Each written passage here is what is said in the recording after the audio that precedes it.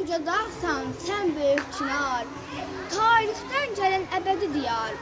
Sən ana yurdum, qəlbimdə yerin, Azərbaycan təhdir məslənin. Dalğalan bayrağım səni görür, hər qarış torpağın mənim üçün. Sənsiz göy üzüm sönük qalar, sən olmasan qəlbim qarxar.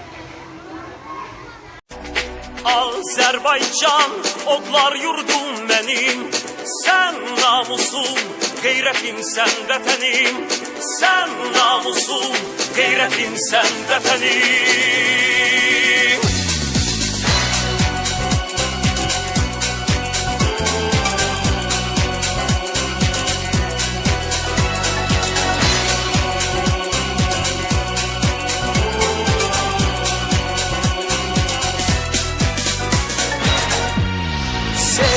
Vətəni adını tut uca, qürur ilə söylə vətənim var.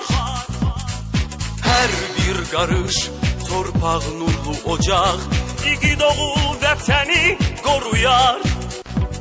Uğrunda ölən varsa vətən var, vətən anadır biz övladıyıq.